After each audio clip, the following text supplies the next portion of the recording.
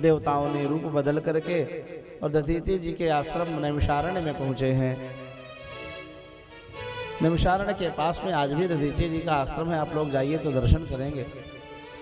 रूप बदल के देवता गए हैं ब्राह्मण रूप में, याचना किया है प्रणाम करके, कहो ब्राह्मणों कहाँ से आए हो, क्या चाहते हो। दधीचि जी ने पूछो है।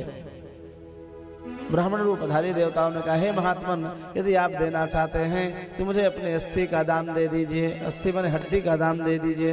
अब हड्डी तो दान में तब किसी को दिया जाए जब शरीर को त्यागा जाए, मारा जाए, तो मृत्यु को स्वीकार करो। और मृत्यु को ऐसे कैसे कोई स्वीकार कर लेगा। ब्राह्मण किसी के ऐसे द्वेष करने वाले नहीं है, अहित करने वाले नहीं है। ब्राह्मण के रूप में तुम हो कौन, कहाँ से आए हो, अपने रूप में आओ। देवता अपने रूप में परिणित हो गए। आओ स्वार्थी देवताओं, पहले ये बताओ ये मति तुम्हें किसने दी कि जाओ दधीचि जी के अस्थि मांग लाओ। कहा विष्णु भगवान ने भेजा है, उन्होंने ये मति दी है, उपाय बताया है। हंसते हुए महर्षि दधीचि ने परिहास किया, कहते वो विष्णु भी आकर के मुझसे अस्थि मांगेंगे तो मैं उनको भी नहीं दूंगा।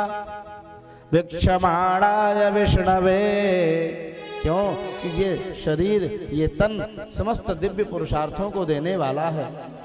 इस तन के द्वारा ही धर्म, अर्थ, काम और मोक्ष की प्राप्ति होती है।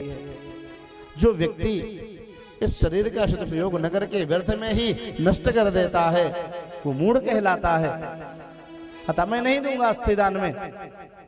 मैं योग के द्वारा भगवान अपने परमाराध्य शिव जी का दिव्य ध्यान करता हूं। देवता उदास हो गए। हे महाराज, आप दीजिए न दीजिए आपकी इच्छा, आपकी वस्तु, लेकिन एक चीज मैं अवश्य निवेदन करता हूं। ननु वेद न जानाति, देने वाला व्यक्ति यदि उत्तम है तो वह अपने शरण में आए हुए कभी किसी को नकारेगा नहीं, लौटाएगा नहीं। और मांगने वाला यदि देने वाले की परिस्थिति पर विचार करेगा तो वह कभी किसी के द्वार पर मांगने नहीं जाएगा। मांगने वाला पहले ही अपना सब कुछ तिलांजलि दे करके तब मुंह बना के मांगने जाता है। तो किसी तरह व्यक्ति परिस्थिति में मारा है, मांगने के लिए गया है और देने वाला उदार है तो वो कभी भी मना नहीं करेगा। और हे महाराज, ऐसे न जाने कितने बड़े बड़े राजा हुए, शिवी आदि हुए, जिन्होंने अपने अंग प्रत्यंग को काट काट करके दान कर दिया। ऐसे धर्मयुक्त वाक्य को सुन करके दधीचि जी मुस्कुराने लगे। कहा, हे देवताओं, ये शरीर एक दिन मरेगा ही, नश्वर है, ये मरण धर्मा है। जो व्यक्ति शरीर के द्वारा यश कीर्ति को अर्जन कर लेता है, प्राप्त कर लेता है, कीर्तिर्यस्य जीवति, वो मर करके भी अमर हो जाता है। योग के द्वारा तन का त्याग किया, अस्थि के द्वारा वज्र का निर्माण हुआ, देवराज ने लेकर के और स्वर्ग पर चढ़ाई कर दिया। स्वर्ग लोक पर वृत्तासुर का राजपाट चल रहा है। भयंकर युद्ध हुआ सज्जनों, देवराजेंद्र में और दैत्यों में वृत्तासुर के द्वारा साथ में। इतना भयंकर युद्ध हो रहा है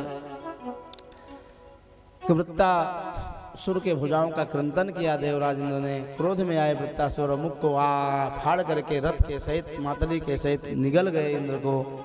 लेकिन नारायण कवच को धारण करने के कारण इंद्र वृत्तासुर के उदर में जा करके भी मरे नहीं और अपने वज्र के द्वारा उसकी कोख को फाड़ना प्रारंभ, छेदना करना प्रारंभ किया।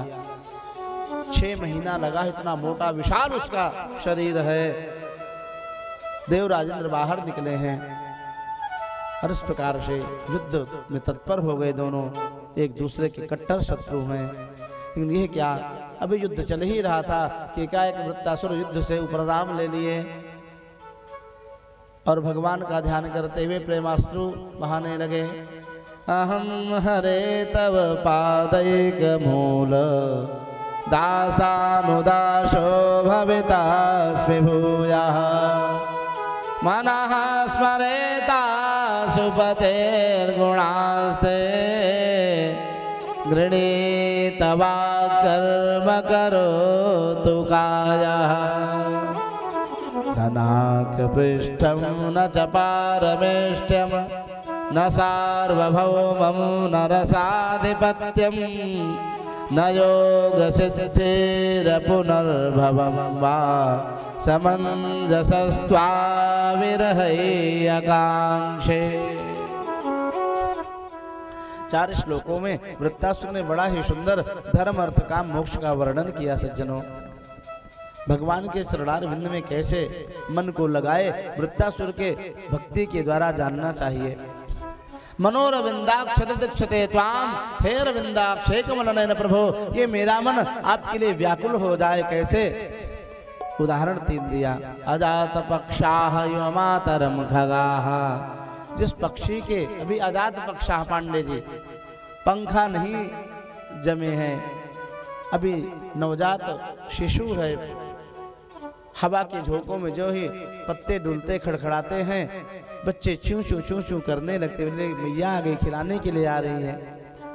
वस्त्र तरा सुधारता, जैसे बछड़ा सायंकाल सुबह भूख पे पीड़ित होता, अपनी माँ की बाट जो होता है व्याकुल हो जाता है। इसे परदेश में गए हुए प्रीतम के लिए घर में बैठे हुए प्रीतमा व्याकुल होकर के इंतजार करती, प्रतीक्षा करती रहती है। वैसे हे प्रभु, ये मेरा मन आपके लिए लालायित रहे, आपके दर्शन के लिए व्याकुल हो जाए।